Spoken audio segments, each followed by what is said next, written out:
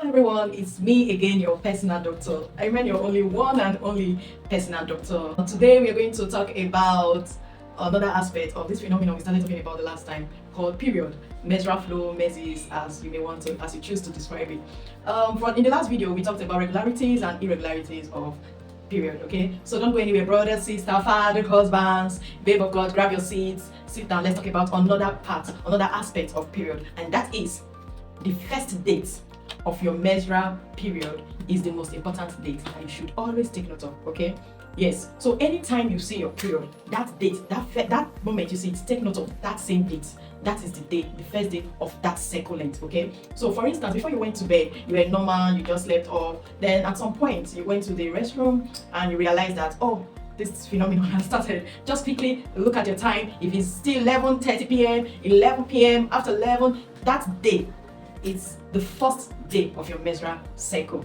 So if it's 12 a.m., of course we have entered another date. Take note of that date. All right. So that's the first of your period, and it's very important. So that's the day you start counting your menstrual cycle from. Okay. Some persons don't really know how to count their menstrual cycle. So that first day you saw that period is the day you start counting your menstrual cycle from. Okay. So that means when you're seeing your period, the previous cycle ended the previous day. So if you see your cycle today, if you see your period today, your last cycle ended yesterday. I'm sure that has sorted out a lot of issues, unnecessary anxiety. Life is sweet, so please don't forget to subscribe. Press the subscribe button, like, follow, and share for more free health tips. Okay, all right. So what else are we going to be talking about? A lot of ladies usually ask me, brothers, husband, okay, this period is delaying now. Why is it delaying? There are lots of things that can make period delay. Okay, and there are a lot of things that can either make it delay or don't see it at all. The first thing is pregnancy.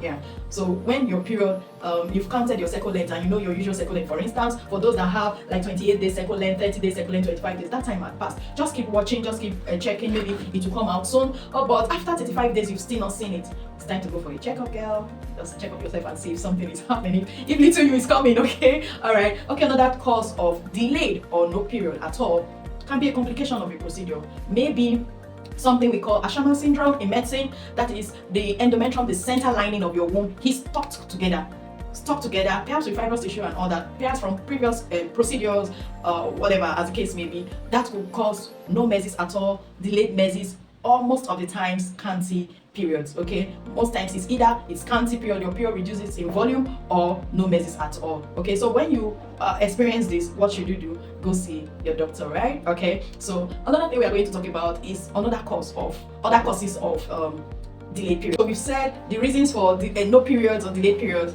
especially no period. Well, starting with no period. Number one, pregnancy. Okay, then no period or delayed period, something we call Asherman syndrome. Okay, so you just need to see your doctor after a while. 2 months. Some persons will say, from the last time I did one thing, this procedure, that procedure, I have not seen my period 6 months ago. Since 1 year after that procedure, after that, after this, after that, I have not seen my period. Perhaps we're looking at Asherman syndrome. Just you need to see a gynecologist. Okay. Okay. Other causes of delayed period can be stress.